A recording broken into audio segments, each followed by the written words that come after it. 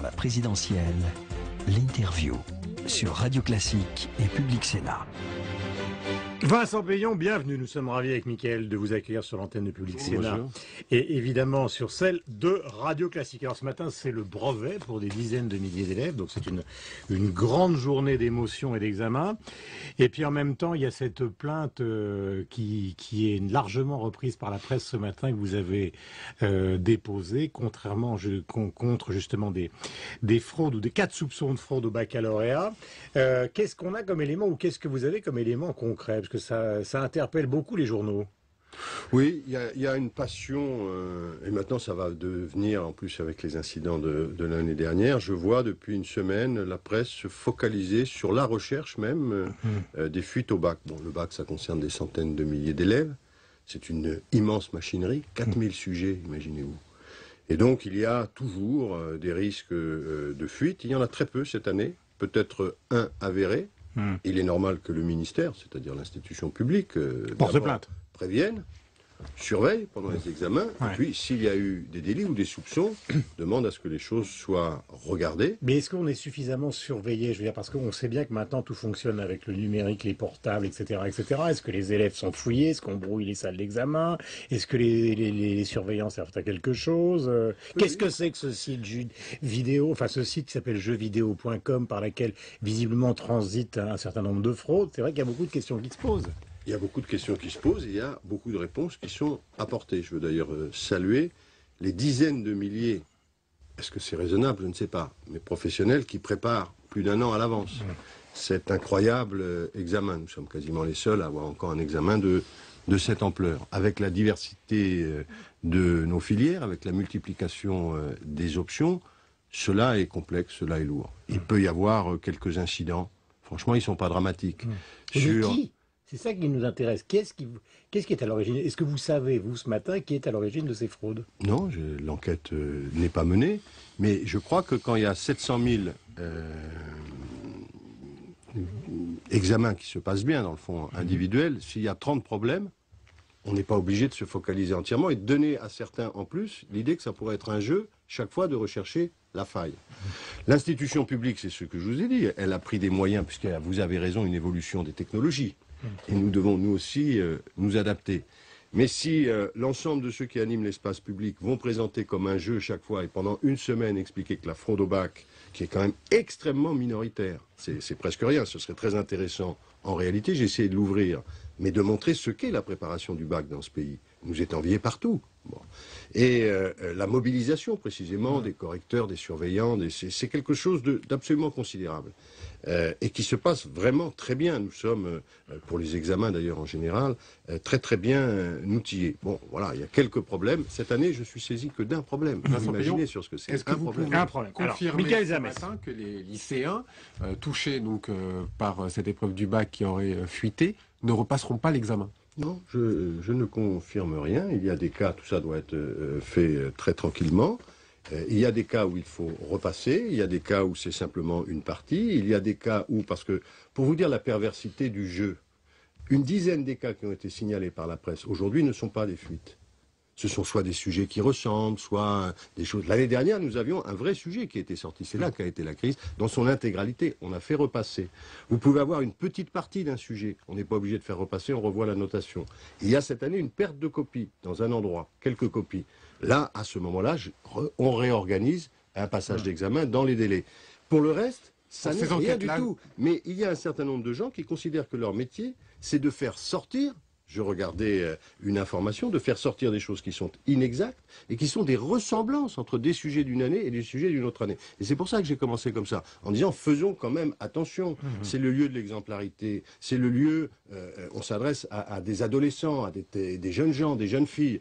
Si tous les adultes commencent à trouver que le truc amusant pendant 8 jours, c'est de courir à la fraude... Non, mais c'est pas amusant, mais on considère que justement, vous l'avez dit vous-même, le baccalauréat c'est quelque chose d'important, d'historique en France, donc évidemment l'égalité des chances face au bac, c'est quelque chose à laquelle tout le monde est attaché. Elle est immensément respectée, c'est Voilà. ce que je vous ai Donc, dit. Immensément respectée. Et le fait de savoir qui est à l'origine de ces dérapages, fussent-ils minimes, c'est intéressant. Est-ce qu'ils viennent de la communauté éducative? Est-ce que ce sont des hackers? Est-ce que ce sont... C'est ça qui interpelle les gens. Pour l'instant, dans le seul cas que nous allons examiner précisément pour voir s'il est réel, on ne peut pas encore déterminer quelle est l'origine. C'est d'ailleurs bien, dans ces cas-là, la complexité du problème. Mais quand même, par rapport à tout ce qu'on a entendu, j'ai vu des bandeaux défiler, j'ai même lu des successions de... À ma connaissance, il n'y a, et tout a été vérifié évidemment, des informations qui ont été sorties, il n'y a qu'un cas qui nous pose effectivement Et vous pouvez problème. donc rassurer les lycéens ce matin? Totalement. Et de leur dire de se concentrer sur l'épreuve, d'aller à l'essentiel, et non seulement les lycéens, mais les familles, et le système lui-même, parce que je le redis... Idem pour le brevet, puisque oui, c'est jamais le brevet. bien sûr. Il mobilise des centaines de milliers de personnes, dont il faudrait plutôt considérer le travail et la rigueur, que de temps en temps vouloir pointer ici ou là des difficultés. S'il y en a, elles seront traitées. Si fraude il y a, elles seront durement sanctionnées. Confirmez-vous que vous êtes favorable au recrutement de 6 000 enseignants à la rentrée? C'est un chiffre qui est de source syndicale et qui a été donné par un journal. Et donc Oui, qui a mais été vous, repris. Vincent Payon. Prudence chez Vincent Payon, c'est Non, nouveau? non, pas prudence. Moi, je fais ce qui est la réalité. Donc, il y a 1000 postes, vous le savez, pour le primaire. Et j'ai fait des annonces pour le secondaire qui sont extrêmement précises. C'était 280 postes de professeurs et 75 postes de conseillers principaux d'éducation.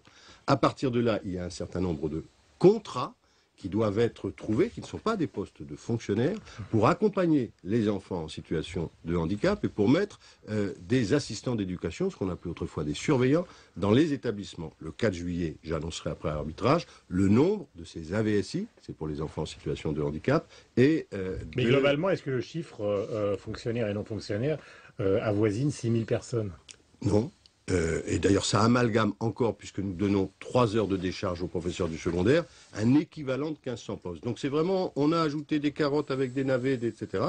Il y a création de postes, il y a priorité à l'école, et le 4 juillet, nous savons donc que c'est 355 pour le secondaire, ça nous le savons, de postes de fonctionnaires, et nous verrons combien il y a de ces contrats pour accompagner, comme je vous le disais, les enfants en situation de handicap. Dans le projet de François Hollande, il était prévu de créer 60 000 emplois sur 5 ans. Oui.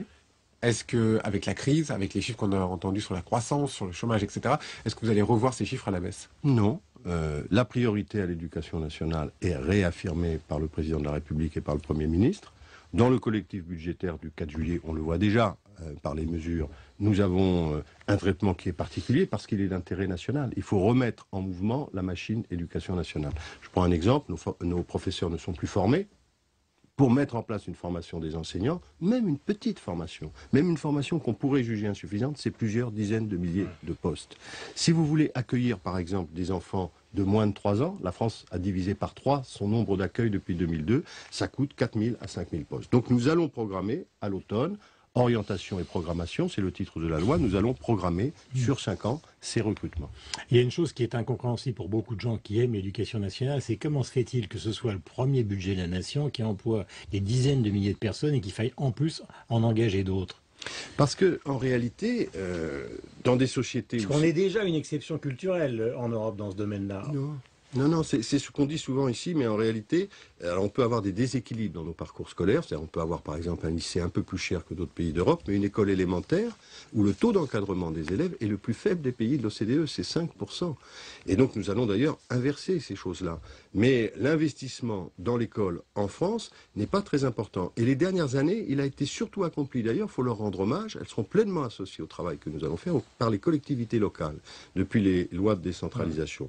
Alors, si ce que vous voulez dire, c'est vous allez avoir des moyens supplémentaires, il faut aussi une rationalisation, une efficacité du système. C'est bien notre intention. Et des résultats. Des résultats. Parce que pour ce qui concerne les grandes écoles, les universités, tout le monde dit que la France est à la traîne dans tous les classements mondiaux. Donc on se demande, c'est normal, les gens, ils sont consommateurs d'éducation. Ils se demandent comment se fait-il qu'on ait à la fois une communauté éducative nombreuse, un budget qui est le plus important de la nation, et des résultats qui ne sont pas pour tout le monde, enfin qui ne sont pas non plus les plus brillants d'Europe. La difficulté de notre système scolaire, elle concerne aujourd'hui, mais durement, peut-être 20 à 25% de nos élèves. C'est intolérable. Les autres, il y a des gens pour qui le système scolaire est très bon. Si vous regardez selon les catégories socio-professionnelles, vous verrez par exemple, les enfants d'enseignants réussissent très bien à l'école et dans la suite. Et puis les enfants de personnes qui n'ont pas de travail ou qui sont dans des catégories sociales du type ouvrier, employé, etc., réussissent moins bien. C'est intolérable pour un pays comme le nôtre. Et on ne peut pas laisser 20 à 25%. C'est là la faiblesse du système français par rapport à d'autres. Et il accroît ces inégalités.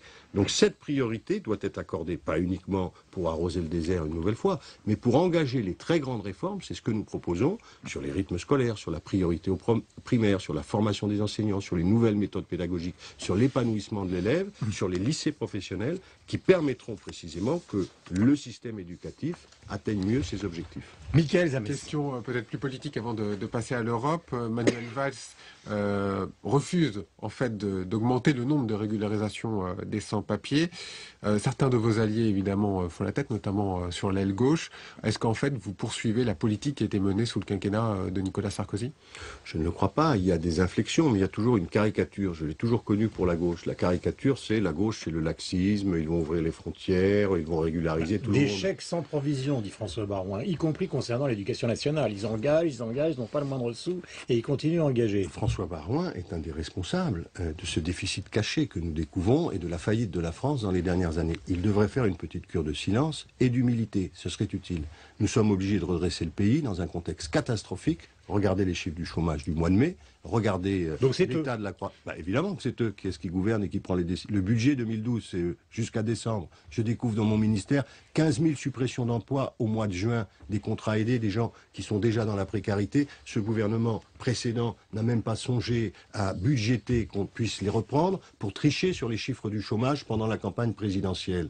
Ça a été une gestion qui n'est pas républicaine. Ça a été une gestion qui n'a pas été rigoureuse. On a accru la dette de la France par 2 fois. C'est eux qui vous accusent justement d'être des gestionnaires plus qu'approximatifs. Mais parce qu'ils pensent, c'est le mépris des Français, que les Français auraient des mémoires de poisson rouge. Enfin, le président de la République a été nommé à la mi-mai. Chacun comprend bien. Et qu'est-ce que nous avons, quand on parle d'un collectif budgétaire, je pense qu'il faut l'expliquer aux gens, de juillet, c'est pas le budget que la gauche va faire. Le budget a été fait par la droite. Et vous savez qu'à la rentrée scolaire, je parlais tout à l'heure de la création de 300 postes. Il y a 14 000 suppressions de postes programmées par la droite. Donc nous, on fait une petite réparation et nous devons en même temps reprojeter le pays, faire en sorte qu'il puisse redémarrer. Mais le bilan est lourd. Et ce qui est catastrophique, c'est plus de 100 000 emplois précaires qui n'étaient pas budgétés. C'est que, avec un certain cynisme qui a caractérisé l'action de la droite pendant plusieurs années, eh bien, ils avaient prévu ce bilan caché. Alors, Michael, justement, sur l'Europe, c'est important puisque c'est le Conseil européen. Conseil européen, Angela Merkel et François Hollande se sont vus hier.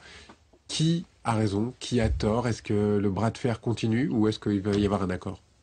Non, mais d'abord, le fait que la France ait maintenant une position et ne soit pas alignée, comme l'a été M. Sarkozy après quelques gesticulations à l'égard de l'Allemagne, ce n'est pas qu'il n'y a pas d'amitié, ce n'est pas le bras de fer, c'est quand même tout à fait normal. Le moteur franco-allemand, c'est pas la France qui s'aligne systématiquement sur les positions allemandes. Donc nous avons une doctrine, nous avons des intérêts nationaux, nous avons une vision de l'Europe. Il faut voir les résultats, c'est pas simplement. Évidemment. Oui, mais si elle est inflexible. Mais elle n'est pas inflexible. Il y a déjà une modification, vous l'avez vu en Italie avec le plan Monti, c'est-à-dire des investissements vers la croissance. Personne ne vous dit qu'on va passer de la nuit à la lumière. C'est fini ça. La France est prête à mettre un peu d'eau dans son vin, les Allemands à progresser un petit peu. On est proche d'un accord ou pas, selon vous? Il le faut. Mais pas un accord à n'importe quel prix. Il faut qu'on se donne les moyens. Enfin, pour tous ceux qui aiment l'Europe, pour quelqu'un de ma génération, ça fait un moment qu'on a vu les difficultés arriver, mais quand même, c'est le grand projet. Qu'est-ce qu'on a d'autre comme projet? Et comment on va résister dans la mondialisation? Tous les ensembles s'organisent. On devrait même aller plus vite et s'organiser mieux avec notre Sud. Oui, mais si nous laissons dépérir cela, le retour à ce qui s'est passé sous Nicolas Sarkozy et Angela Merkel, c'est-à-dire une Europe en fait des États purement intergouvernementales. On n'y arrivera pas. Donc il faut qu'il y ait de la solidarité, il faut qu'il y ait des mécanismes de croissance. On en est à vouloir réinventer le livre blanc de Jacques Delors. Donc vous croyez qu'il va la convaincre?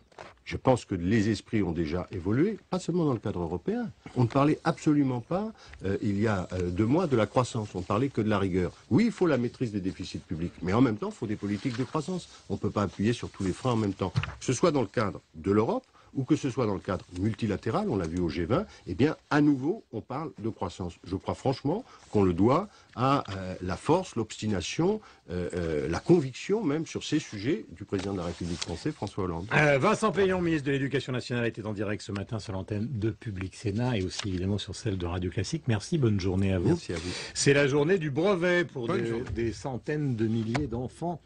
Donc ce matin, enfin presque des adolescents pour le brevet, ce ne sont plus des enfants. Dans un instant, donc le rappel des titres avec